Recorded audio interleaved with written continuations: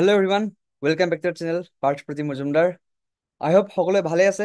And আজি thumbnail দেখি পেলাই আপোনালোকে ডেফিনেটলি গম পাই গৈছে যে আজি আমাৰ টপিকটো কি হ'ব। এণ্ড টপিকটো বহুত ইম্পৰ্টেণ্ট হয় যিসকলে ভাবি আছে যে য়েছ আমাৰ কোৱালিফাই হ'ম আমি, এণ্ড আমাৰ চান্স আছে কোৱালিফাই হোৱা, এণ্ড আমি স্কিল টেষ্টৰ কাৰণে প্ৰিপেৰেশ্যন কৰিব লাগিব। চ' ডেটছ দ্য ৰিজন যে এই পাৰ্টিকুলাৰ ভিডিঅ'টো বনোৱা হৈছে। এণ্ড ইয়াত আমি ডেফিনেটলি কথা পাতিম যে আমাৰ লাষ্ট ইয়াৰৰ যিখিনি চিলেবাছ আছিলে সেই চিলেবাছ হিচাপত আমি ডিছকাছ কৰিম। এই বছৰৰ চিলেবাছ আমি গম নাপাওঁ, মে বি চেম থাকিব, বা যদি কিবা এডিচনেল আহেও ইনফৰমেশ্যন মই ডেফিনেটলি দি দিম বাৰু, বা হয়তো বেলেগে দি দিব, বা আপোনালোকে গম পাই যাব এনেও অট'মেটিকেলি। বা তথাপিতো আমি লাষ্ট ইয়াৰ হিচাপত এটা থুলমূলকে এটা আইডিয়া ল'বৰ কাৰণে অফিচিয়েল যিটো আপোনাৰ চিলেবাছ আছিলে সেইটো ডিছকাছ কৰিম। তাৰ আগতে আমি গম পাব লাগিব যে স্কিল টেষ্টৰ কাৰণে কি সকল মানুহে প্ৰিপেৰেশ্যন কৰিব লাগে।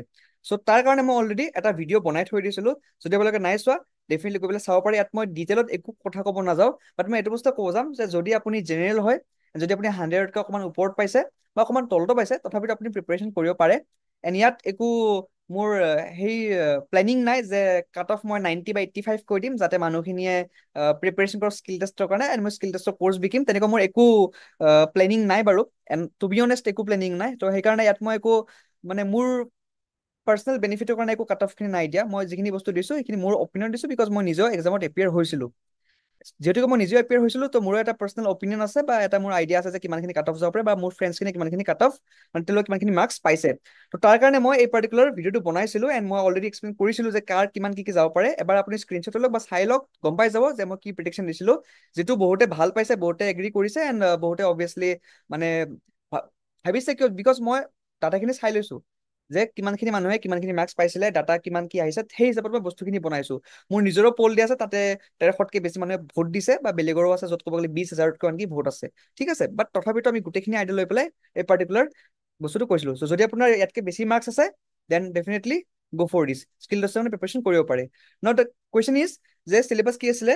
চ' syllabus for computer test category 1 HSSLC আমাৰ কি আছিলে, এইখিনি আছিলে। M S Word, M S Excel, M S PowerPoint. M S ৱৰ্ডত আমাৰ কি আছিলে, document creation, basic formatting, editing, alignment and printing. ঠিক আছে, মানে প্ৰিণ্টিং মানে কি, যে প্ৰিণ্ট কেনেকে কৰে। ঠিক আছে, ইটছ নট প্ৰিণ্টিং ইঞ্জিনিয়াৰিং, ঠিক আছে, but it's printing. Okay, and syllabus for M S Excel কি হয়, basic functionalities of Excel, basic formula, alignment and printing. Basically এক্সেলৰ যিখিনি ফৰ্মুলাছ থাকিব সেই গোটেইখিনি ফৰ্মুলাছ আপোনালোকে চাব লাগিব। এণ্ড পাৱাৰ পইণ্টৰ কি হয়, document creation, basic formatting, alignment and printing. So' থুলমূলকে ক'ব গ'লে গোটেইখিনি বস্তুতে আমি প্ৰিণ্টিংটো জানিব লাগিব, এলাইনমেণ্ট জানিব লাগিব। ঠিক আছে, মানে টেক্সটিং খিনি, এলাইনমেণ্ট খিনি, ফ্ৰণ্ট এণ্ড, আমাৰ যিখিনি মানে ক'ব গ'লে ৱৰ্ডছ খিনি ইটেলিক হ'ব, ৰোমান হ'ব, কি হ'ব, এভৰিথিং মানে। ঠিক আছে, গমেই পায় আপোনালোকে অবভিয়াছলি, ইমানটোতো নাজানা নহয় আৰু। অবভিয়াছলি যিখিনি মানুহে এতিয়া ক্লাছ 8, 9, 10 পঢ়িছে, তেওঁলোকৰ স্কুলত আই গেছ কম্পিউটাৰ আছিলে, এণ্ড কম্পিউটাৰ থাকিলে জানিব। এণ্ড যিসকলে ইঞ্জিনিয়াৰ্ছ হয় তেওঁলোকতো অবভিয়াছলি এটা চেমিষ্টাৰ পঢ়ায় ক'ব গ'লে কম্পিউটাৰ, তো তাৰ সেইকাৰণে বেছি ডিফিকাল্টটো হ'ব নালাগে মোৰ হিচাপত কম্পিউটাৰ, বা তথাপিতো এইখিনি বস্তু জানি থোৱাটো ভাল। বেচেলাৰ ডিগ্ৰী ছেইম হয়, একদম ছেইম হয়, খালি মানে ইয়াত আপোনাৰ অকণমান বেছি আছে এম এছ এক্সেলত, যেনেকে কণ্ডিচনেল মেথছ এণ্ড ভেলিডেশ্যন। ঠিক আছে, বাকী আদাৰৱাইজ গোটেইখিনি ছেইমে হয়, আমাৰ একো ডিফাৰেঞ্চ নাই। খালি চিলেবাছ ফৰ এম এছ এক্সেলত আমাৰ কণ্ডিচনেল মেথছ এণ্ড ভেলিডেশ্যন খিনি আছে। চ' সেইখিনি অকণমান এক্সট্ৰাকে চাব লাগিব বেচেলাৰ ডিগ্ৰী খিনিয়ে। আদাৰৱাইজ আমাৰ ডিগ্ৰী এণ্ড এইচ এছৰ গোটেইখিনি বস্তু ছেইমে হয়, মানে একো প্ৰব্লেম নাই। ঠিক আছে, চ' এই গোটেইখিনি বস্তু আপোনালোকে চালে, থুলমূলকে এটা আইডিয়া পাই গ'ল, বুজি ল'লে। অ'কে, নাও কুৱেশ্যন কামছ, যিটো ডাঙৰ কুৱেশ্যন হয়, যে আমি এতিয়া কৰ্চটো পেইড লোৱা ভাল নে ফ্ৰী লোৱা ভাল। কি মানে ফ্ৰীটো ক'ব গ'লে ইউটিউবত অলৰেডি এভেইলেবল আছে, মানে পেইড লোৱা ভাল। চাওক, যদি আপোনালোকে অলৰেডি এতিয়া মানে চাওক, মই মোৰ একো প্ৰমোচন নকৰোঁ। ঠিক আছে, মই জাষ্ট কথাটো কৈছোঁ, মই একো কৰ্চ লঞ্চো নকৰোঁ। প্ৰথম কথা, মই যি দিম ফ্ৰী কণ্টেণ্ট দিম, টেলিগ্ৰামত দিম, হোৱাটছএপত দিম, সব আপোনালোকে ফ্ৰীলি জইন কৰিব পাৰে আমাৰ টেলিগ্ৰাম গ্ৰুপ বা আমাৰ হোৱাটছএপ গ্ৰুপ, ডিছক্ৰিপশ্যনত লিংক থাকিব, জইন কৰিব পাৰে, একো প্ৰব্লেম নাই। বাট কুৱেশ্যন ইজ যে আপোনালোকে এতিয়া পেইড কৰ্চ ল'ব লাগে নাই।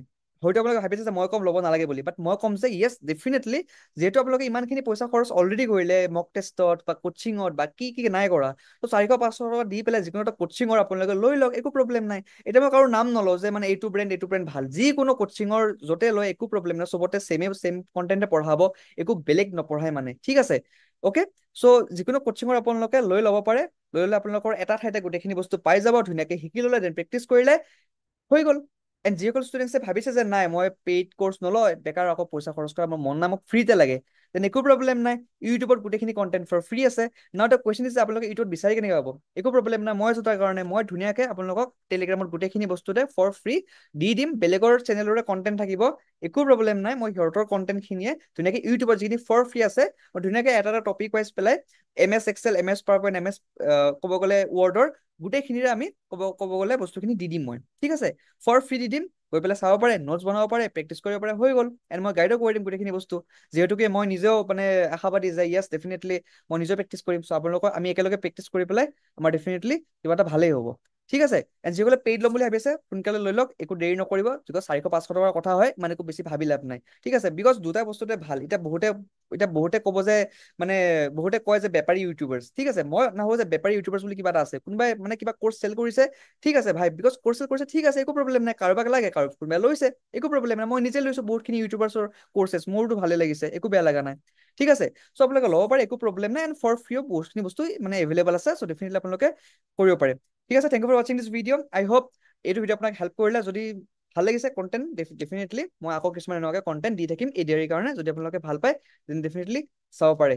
থেংক ইউ ফৰ ৱাচিং।